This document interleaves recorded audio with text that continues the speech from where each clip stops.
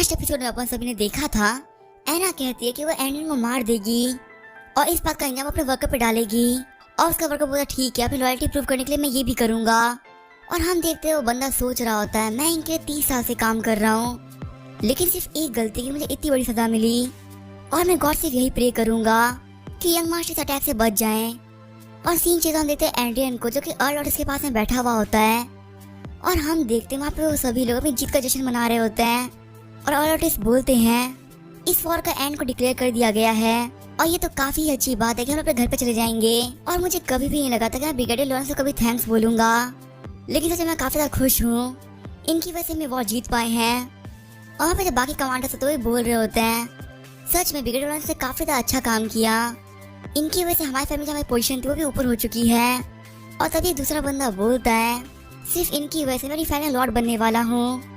और वहीं पे बैठे हुए एंड्रियन सोच रहा होता है ये लोग मेरी तारीफ इसलिए कर रहे हैं क्योंकि मेरी वजह से लोगों को काफी ज्यादा फायदे हुए हैं। और फिर एंड्रियन बोलता है मैं ये सब सिर्फ इसी वजह से कर पाया क्योंकि हमारे कमांडर अर्ल ओटिस ने मुझे काफी ज्यादा सपोर्ट किया, ये सच में काफी ज्यादा अच्छे इंसान है। और अर्ल ओटिस बोलते हैं अगर ये वॉर कुछ दिन और चलती तो इससे ब्रिगेडियर लॉरेंस का काफी ज्यादा फायदा हो जाता और पक्का से जल्दी इनको भी एक रैंक मिल जाती। और एंड्रियन बोलता है कोई बात नहीं, वैसे ही मैं कोई रैंक के लिए फाइट नहीं कर रहा था। और ऑर्टिस बोलते तो बहुत ज्यादा बेकार बात है कि आपके जीवन अपनी विजन दिखा नहीं सकता और वो भी सिर्फ अपनी फैमिली की वजह से। लेकिन आपको इस बात की टेंशन की कोई जरूरत नहीं है, अगर आप चाहें तो आप मेरी फैमिली को ज्वाइन कर सकते हैं। और वैसे भी आपको तो पता ही है कि मेरी एक बेटी है, तो अगर आप राजी हैं तो आपकी शादी करा सकता हूँ मैं उससे। और एंड्रियन बोलता है मैं आपको इस बारे में सोच के बताऊंगा। और एंड्रियन सोच रहा होता है ऑर्टिस की जो बेटी है सभी लोग बोलते हैं वो बहुत ज्यादा पागल सी है और बहुत ज्यादा गुस्से वाली भी, और मुझे इनकी बातों पर ध्यान देने की कोई भी जरूरत नहीं है। और वो बोलते हैं एना कैड्रिक में वेट करो, अब जो चीजें बिल्कुल ही पहले ऐसी नहीं होने वाली। और सीन चेक हम तो अपनी ट्रेन में आ गया होता है और वहाँ पे सभी लोग वापस जाने की पैकिंग कर रहे होते हैं। और हम एंड्रियन को जो गेम खेल रहा होता है और वो बोलता है मैं गेम खेल के काफी थक जाता हूँ क्योंकि डेथ पासवर्ड को हराए हुए 10 दिन हो चुके हैं और उसको हराने के बाद मैं लेवल 200 हो गया था, लेकिन लास्ट 10 में लेवल से 2 से बड़ा है। और अब जितने भी एनिमी तो काफी ज्यादा स्ट्रॉन्ग आते हैं और उनको हराने के बाद ये बहुत ही कम पॉइंट मिलते हैं। और यहाँ पे सबसे बड़ी प्रॉब्लम है मेरी पार्टी में सिर्फ 3 लोग हैं, लेकिन इतने पावरफुल मॉन्स्टर्स को हराने के लिए मुझे कम से कम 5 लोगों की पार्टी तो चाहिए ही थी। और जैसे ही एने आरसा को देखता है, आरसा बिल्कुल ही मूव नहीं कर रही होती और वही कावी बिल्कुल मूव नहीं कर रहा होता। और एने को तो लगता है रियल लाइफ में कुछ हुआ है। और जैसे ही वो लॉकआउट करके बाहर आता है वो देखता है आरसा को जो फाइट कर रही होती है। और एने बोलता है आखिर कौन फोर्स को यूज कर रहा है। और फिर वो चारों तरफ ग्रेट शील्ड लगा देता है और आरसिया एड्रियन को बोलती है हमारे पास असैसिन ने अटैक किया है। और एड्रियन बोलता तुम बोलो कि असैसिन ने अटैक किया है और वही फोर्स वॉर्ड के साथ में। और आरसिया बोलती हाँ 3 लोगों ने अटैक किया जिन्होंने वैनगार्ड की ड्रेस पहन रखी है। और एड्रियन बोलते तो काफी अजीब बात है, उन लोगों ने इस बार मेरे लिए वैनगार्ड भेज दिए। और आरसिया बोलती है उन लोगों से पैसा विलियम फाइट कर रहे हैं। और एड्रियन सोच रहा होता है हमारे पास टोटल 5 वैनगार्ड्स हैं और जो आए हैं वो सिर्फ 3, तो मैं टेंशन की कोई भी जरूरत नहीं है। लेकिन तभी हम देखते हैं दीवार टूटती है और उन लोगों के ऊपर एक आर्मर्ड गोलम ने अटैक कर दिया होता है। और एड्रियन बोलता है आज से लगता है मैं फाइट में उतरना पड़ेगा। और ये बोलकर खुद के लिए स्ट्रो स्टाफ बाहर निकाल लेता है और वहीं आरसा के लिए स्ट्रो आर्मिंग स्वॉर्ड। और एड्रियन बोलता है तुम लोगों ने गलत लोगों से पंगा ले लिया। और ये बोलकर फ्लेम ब्लास्ट अटैक कर देता है और हम देते उसकी अटैक से ट्रेन की छत उड़ गई होती है और वो सारे आर्मर गोलम में तबाह हो जाते हैं। और ये चीज देख के उन वैनगार्ड से कैप्टन बोलता है हमें यहाँ से भागना होगा वरना यहाँ पे हम सभी लोग मारे जाएंगे। और साथ ही वो सोच भी रहा होता है हमने सब कुछ प्लान के हिसाब से किया था, आखिर हम लोग हार कैसे रहे हैं। और हम देखते असैसिन ग्रुप आने लगता है और वो असैसिन बोलता कि कैसा मॉन्स्टर है जो कि लॉरेंस फैमिली में छुपा हुआ था। और वहाँ पे आरसी और एंड्रियन को फाइट करते हुए देख के वो असैसिन सोच रहा होता है यहाँ पे तो एक आर्कमेज है और साथ ही में एक ऑरा मास्टर भी, और हम लोग को तो बताया ही नहीं गया था कि यहाँ पे एक आर्कमेज और ऑरा मास्टर है, आखिर हम लोग इन्हें कैसे संभालेंगे। और फिर अपने सभी लोगों को बोलते हैं निकल जाओ वरना हम लोग मारे जाएंगे। और ये बोल के वो खुद भी टेलीपोर्टेशन मैजिक का यूज करने लगता है, लेकिन तभी एड्रियन से टेलीपोर्टेशन मैजिक को ब्लॉक कर देता है और आरसीएस पर अटैक करने के लिए आगे बढ़ती है। लेकिन एड्रियन बोलते ऐसे मत मारना। और तभी एड्रियन असैसिन के पास में आता है और बोलता है तुम ऐसे बिल्कुल भी नहीं भाग सकते, तो कैसा है तुम मेरी हेल्प करो। और वहीं वो असैसिन बोल रहा होता है इसे हम सभी लोग को मार दिया, लेकिन तभी हम देखते हैं वो पॉइजन खा लेता है और वहीं पे मर जाता है। और एड्रियन बोल रहा होता है मुझे बिल्कुल भी नहीं लगा था पकड़े जाने पे खुद को मार लेगा और ऐसा नोवस में होता है। और वहीं हम देखते बाकी वैनगार्ड्स को जो कि एडन की पावर को देखते हुए बोल रहे होते हैं, वाइस कमांडर का आपको इसके बारे में पता था? और तभी विलियम बोलता है, young master Adrian Duke Riverdale के स्टूडेंट है और ये पिछले काफी सालों से उनके ट्रेनिंग कर रहे हैं। और बाकी लोग बोलते हैं, ये तो काफी ज्यादा गेम ही खेल रहे हैं ना, आखिर उन्होंने ट्रेनिंग कब करी? और विलियम बोलते गेम में ट्रेनिंग करते थे। और फिर विलियम बोलता है, हमारे यंग मास्टर एंड्रियन इतना ज्यादा पावरफुल सिर्फ इसी वजह से है क्योंकि वो खुद भी बहुत ज्यादा स्पेशल है और काफी टैलेंटेड भी। और हमारे काम को देखते बड़ा जीनियस था, वो सिर्फ काफी ज्यादा एक्टिंग कर रहा था। ये आज भी प्रोडिजी हैं। और विलियम को ये सब बोलते हुए देख के एंडियन सोच रहा होता है, विलियम लोगों को कन्विंस करने में काफी ज्यादा अच्छा है। और हम तो एंडियन तो अपने घर पे पहुंच गया होता है। और उसके बाद सिल्विया बोलती है, फाइनली तुम घर पे आ गए और मुझे तो काफी टेंशन हो गई थी और ये फॉर बोल तुमने काफी ज्यादा मेहनत करी। और एंडियन बोलता है, हाँ थैंक यू फादर। और वही एंडियन सोच रहा होता है, मैंने बैटलफील्ड में बहुत कुछ हासिल किया है और यहाँ पे कम से कम एक परेड रखानी चाहिए थी मेरे वेलकम में, पर यहाँ पे तो बहुत ज्यादा शांति है। और ए फॉर बोलता, बेटा मुझे माफ करना, मैं तुम्हें अच्छे से वेलकम नहीं कर पाया। और एडियन सोच रहा होता है, ये पक्का से एना और कैड्रिक ने किया है क्योंकि वो लोग बिल्कुल मेरे को अटेंशन देना नहीं चाहते। और फिर ए फॉर बोलते हैं, मैंने तुम्हारे लिए अंदर काफी अच्छी दावत रखाई है, तो चलो खाने को एंजॉय करते हैं। और जब एडियन आसमान में देखता है, वो देखता है स्काई फोर्ट्रेस को जो कि एना के फादर मार्ग्रेव ने अपनी बेटी को गिफ्ट किया है। और फिर वहाँ पे दावत शुरू हो जाती है। और विलियम बोलता है, मैं बहुत ज्यादा खुश हूँ कि मैं यंग मास्टर के साथ में काम कर पाया और मेरी लाइफ को बचाने के लिए बहुत ज्यादा शुक्रिया यंग मास्टर। और एफर्ट बोलते हैं, लगता है बैटलफील्ड में तुमने काफी लोगों का दिल जीता है। और तभी हम देखते वहाँ पे एना और कैड्रिक भी आते हैं और हम देखते एना को जो कि एना को देख के वहाँ पे काफी गुस्सा होती है। और वहीं पे उसके पास में वही बंदा होता है जिसने की अटैक कराया होता है और वो एना को देख काफी खुश भी होता है। और तभी एना की नजर जाती है एना के पीछे खड़े हुए कमांडर क्रोन पे जो कि एक और एक्सपर्ट है और इस पूरी जंग के अंदर वो एना और कैड्रिक का साथ दे रहे हैं। और तभी कैड्रिक बोलता है, तुमने सच में काफी ज्यादा अच्छा काम किया है, लेकिन तुमने बिल्कुल भी कुछ ऐसा नहीं किया जिसकी वजह से मैं तुम्हें तारीफ करूं। और एडियन सोचा होता, मुझे पता है कि कमीना ऐसे कुछ बोलेगा और मेरा मन कर रहा है कि मैं सर काट दूं, लेकिन अभी मेरे पास कोई भी रीजन नहीं है और इसलिए से मैं कोई भी एक्शन नहीं ले सकता। लेकिन अगर मेरी प्लानिंग सही से चलती रही तो जल्दी ही मेरे प्लान में फंस जाएंगे और फिर बिल्कुल भी नहीं बच पाएंगे। और कैड्रिक बोलता है, आज एक चीप खून की तारीफ हो रही है, क्या तुम्हें इससे अच्छा लग रहा है? और एडियन बोलता है, आज तक मैंने इस कमीने की बहुत सही है, अब मैं इसे बिल्कुल भी नहीं सहने वाला। और फिर एडियन बोलता है, आखिर तुम्हारी तारीफ से मैं खुश क्यों ही होऊंगा, और वैसे भी तुम तो कुछ भी नहीं हो, आखिर में तुमसे क्या ही फर्क पड़ता है। और एडियन सोच रहा होता है, मैं यहाँ पे जो भी कुछ कर रहा हूँ सिर्फ इसलिए करता कि मैं एक एटमॉस्फेयर बना सकूँ जिससे कि लोग कोई ना कोई गलती करे और मैं उनको मार डालूं। और फिर वो बोलता है, अगर मेरी जगह तुम गए होते तो आज हमारी फैमिली से कोई भी लुटा नहीं होता, सभी लोग मारे गए होते। और तुम्हारे से गधे को आखिर वॉर के बारे में क्या ही पता है। और कैडेबा तुम्हारी ये बोले की हिम्मत कैसे हुई। और एडियन बोलता, पता नहीं कैसे, पर कुछ लोग मेरे दिमाग के ही बड़े हो जाते हैं। और सच में कैडेबा समझ में आ रहा है, आखिर जब मैं वैसे फैमिली तो तुम्हें भरोसा क्यों नहीं करती और वो तुम्हें गधा क्यों बोलती हैं। और कैडेबा तुम्हारी फैमिली सारे लोग ऐसे बेवकूफ हैं। और तभी अपने कैडेबा हंसने लगता है और वो अपनी चाकू निकाल लेता है और बोलता है, तुम आजकल काफी ज्यादा एरोगेंट हो चुके हो, तुम पे लगाम लगानी पड़ेगी। और तभी हम रेफोर्ड बोलते हैं, कैडेबा यहाँ पे सिर्फ मजाक मस्ती चल रही है, आखिर तुम एक फाइट करने क्यों तैयार हो रहे हो। और तभी एडियन बोलता है, फादर आप रुक जाइए। और कैड्रिक बोलता है, मुझे पता है एंड्रियन, तुम यहाँ पे भटकाने वाला कौन है और कौन वो कमीना तो तुम्हें फैमिली से अलग कर रहा है, वो है ये कमीना विलियम। और तभी विलियम बोलता है, क्या मैंने क्या किया। और कैड्रिक बोलता है, तुम कभी हमारी फैमिली को तोड़ना चाहते हो। और एना बोलती है, क्या सच में सर विलियम आपने ऐसा किया है। और फिर कैड्रिक बोलता है, सब लोग मेरी बात सुनो, इस कमीना विलियम को पकड़ लो। लेकिन हम देखते ये बात सुनने कोई आगे नहीं बढ़ता। और कैड्रिक बोलता है कि तुम लोग क्या कर रहे हो, तुम लोग इसे पकड़ते क्यों नहीं। और तभी एक वैनगार्ड बोलता है, अगर आपको वाइस कमांडर विलियम को पकड़ना है तो आखिर अपने खुद क्यों नहीं पकड़ लेते। और ये बात सुनकर एडियन हंसने लगता है। और जैसे कैड्रिक आगे बढ़ने वाला होता है उसे आरसी पकड़ लेती है। और बहुत ज्यादा जोर लगाने के बाद भी कैड्रिक अपने हाथ को छुड़ा नहीं पा रहा होता। और वो आखिर कितना ज्यादा स्ट्रॉन्ग है और वो बोलता है, कुत्ते मेरा हाथ छोड़। और तभी हम देखते हैं आरसी कैड्रिक के फेस पे चिकन मार देती है। और ये चीज देखना सभी लोग काफी शौक रह गए होते हैं। और हम एडियन सोच रहा होता है, कब से कैड्रिक यहाँ पे काफी कुछ बोल रहा था, लेकिन अब देखो अपने से आधी सच की लड़की से मार के जमीन पे पड़ा हुआ है। और तभी कमांडर क्राउन आगे बढ़ते हैं और बोलते हैं, बहुत हो चुका है, आपने अपनी लाइन क्रॉस कर दी यंग मास्टर, आपको ऐसा नहीं करना चाहिए था। और ये बोलकर अपने स्वॉर्ड को बाहर निकाल देता है। और एडियन बोलता है, आप अपने स्वॉर्ड दिखा रहे हैं, क्या आपको लगता है कि आप लाइन क्रॉस कर रहे हैं।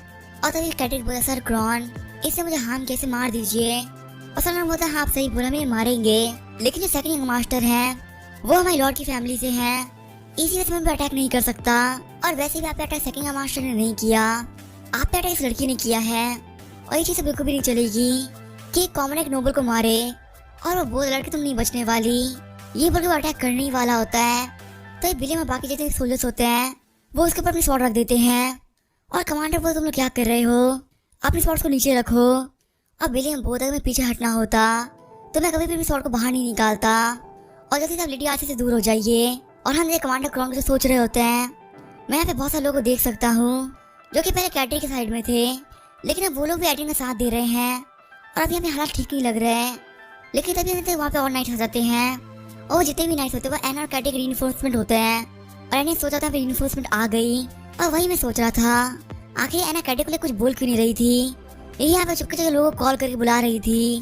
और कैटरी पता तुम लोग नहीं बचने वाले और अब मैं तो सभी को मार दूंगा।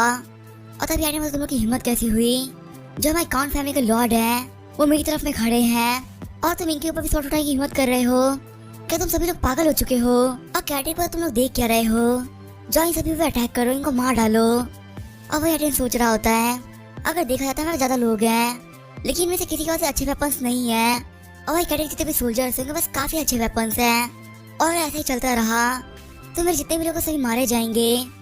और फिर कमांडर क्रॉन बोलते हैं लगता है कि वॉर की विक्ट्री की वजह से तुम बिल्कुल पागल हो चुके हो और तुम्हें पता है फैमिली सिस्टम बिल्कुल भी चेंज नहीं होगा, और अब तुम्हारी वजह से तुम्हारे बहुत से साथी मारे जाने वाले हैं। और टेंशन मत लो, हम तुम्हें नहीं मारेंगे, पर तुम्हारी लाइफ काफी बेकार होने वाली है, पहले से भी ज्यादा बेकार। और तभी रिफोर्ड बोलते हैं मैंने जो तुम्हें आर्टिफैक्ट दिया था उसे यूज करो और चाहे कोई भी यहाँ से भाग जाओ। और कमांडर क्राउन बोलते हैं इन कमीनों पर अटैक कर दो। और तभी एडिन बोलते तो बहुत बड़े बेवकूफ हैं, और फिर साइड गार्ड्स को बोलता है ये सभी लोग हमको धोखा दे रहे हैं और तुम सभी लॉर्ड को गार्ड करो, इन कमी को तो मैं देखता हूँ। और तभी कमांडर बोल तुम क्या कर रहे हो, और एडिन बोलता है कोई भी देख के बता सकता है कि जो लोग धोखा दे रहे हो तुम लोग हो और अब मुझे एक्टिंग की कोई जरूरत नहीं है। और फिर आरसी को बोलता है 3 लोगों को छोड़ के बाकी सभी लोग को मार दो। और हम देखते हैं उसके ऊपर से रेस्ट्रिक्शंस को हटा दिया होता है और आरसी आगे बढ़ते सारे गार्ड्स को मारने लगती है। और कमांडर बोलता है कि क्या हो रहा है, और तब इसके बाद एडिन आता है और उसे एक मुक्का मार देता है। और कमांडर सोचती है तो इम्पॉसिबल है, लगता है ये लड़की एक और मास्टर है, और आखिर इसके मुझे हाथ से लगाया। और फिर अपने सारे बंदों से बोलते हैं ये लड़की कौरा मास्टर है, ध्यान से रहना वरना तुम्हें मार देगी। और तभी कमांडर बोलते तुम ये क्या कर रहे हो, और एडिन बोलता है मैं तुम्हें एक सबक सिखा रहा हूँ कि आखिर अपने लॉर्ड से कैसे बिहेव करना चाहिए। और ये बोल के एडिन काफी मैजिक को यूज करने लगता है, वो भी बिना स्पेल कास्ट किए। ये चीजें कमांडर बोल रहे होते हैं जितने ही मेज होते हैं वो अपने लेवल से 2 लेवल कम के मैजिक को बिना स्पेल कास्ट के यूज कर सकते हैं, लेकिन ये रूल बिल्कुल भी आग में लागू नहीं होते, वो बिना स्पेल कास्ट किए हुए भी अपने सीमना का मैजिक को यूज कर सकते हैं। और इसी वजह से उनको वैंगार्ड के भी बोला जाता है। और इसका मतलब तो ये है कि ये लड़का एक आंख में बन चुका है। और तभी एनिमा फ्लेम ब्लास्ट मैजिक को यूज कर लेता है, जैसे ही कमांडर अपने घुटनों में आ जाते हैं और उनकी हालत काफी खराब हो गई होती है। और फिर एनिमा कैटी की तरफ आगे बढ़ने लगता है, लेकिन कमांडर से फिर से अटैक कर देते हैं और एनिमा उनके अटैक को डॉज कर लेता है। और एनिमा बोलता है तुम्हें जमीन पे रहना चाहिए था, ये बोलकर उसे वो मार मार के मार डालता है। और हम जब एनिमा कैटी सोच रहे होते हैं आखिर कैसे पॉसिबल हो सकता है, ये बेवकूफ एक आर्कमेज कैसे बना, और लगता है कि अब हम लोग बिल्कुल भी नहीं बचने वाले। और तभी सीन चेंज होता है, हम देखते हैं रेवन मार्ग्रेव को जो कि एना के फादर होते हैं, और जितने भी इंसिडेंट काउंट उसकी फैमिली में हुए थे वो उन सभी को देख रहे होते हैं और बोलते आखिर काम किसने किया है, इनकी फैमिली की फाइट की वीडियो किसने डाल दी, और अब सभी लोग इन लोगों की वीडियो को देख पा रहे हैं, और अगर ऐसे चलता रहा तो ना फंस जाएंगे। और तभी इनके स्पेशलिस्ट होते हैं वो बोल रहे होते हैं ये वीडियो देख सब लोग यही सोचेंगे कि एना कैटेगरी में फैमिली को धोखा दिया है। और तभी रेवन बोलता है मुझे लोगों से कोई फर्क नहीं पड़ता। और तभी एक्सपर्ट बोलते हैं आम लोग तो मैं कुछ भी नहीं बिगाड़ पाएंगे, लेकिन ये वीडियो पक्का नोबल्स भी देख लेंगे, और हो सकता है कुछ नोबल्स एडन की हेल्प भी करें। और एवन मतलब ज्यादा तो मैं क्या ही कर लेंगे, वो मेरे ऊपर कुछ कंप्लेंट डाल देंगे, इसे तो वो लोग कुछ भी नहीं कर सकते। और वो स्पेशलिस्ट बोलते हैं हाँ बोल तो सही रहे हैं, और वैसे भी तो कोई फर्क नहीं पड़ता, चाहे कार्ट में ऑलमोस्ट कितने जरूरी लोगों के लिए, लेकिन कोई भी सिर्फ 2 सुपर ह्यूमंस के लिए रेवन मार्के से नहीं भिड़ेगा, क्योंकि मेरे पास एक इतनी बड़ी आर्मी है जो किसी किंग की आर्मी के बराबर है। और सबसे ज्यादा प्रॉब्लम तभी हो सकती है जब कोई ड्यू के मार्केस की फैमिली एडरिन को सपोर्ट करे, लेकिन ऐसा बिल्कुल भी नहीं था कि ऐसा कुछ होने वाला है। और तभी स्पेशलिस्ट बोलता है हो सकता है कि रॉयल फैमिली को इंटरफेयर करे, और एडरिन बोलता है कोई भी दिक्कत नहीं है, वैसे ही हम यहाँ पे एक आर्क में जो मास्टर की बात कर रहे हैं वो कम से कम कुछ लोग का अटेंशन तो खींचेंगे ही, लेकिन इससे हमें कोई फर्क नहीं पड़ना चाहिए। और तभी रेवन बोलता है मेरे पास एक काफी अच्छा आइडिया है, कैसा अगर हम लोग सब लोग को शो कर दे कि ये वीडियो नकली है और असल में ना ही कोई आर्कमेज है और ना ही वो लड़की कोई और मास्टर।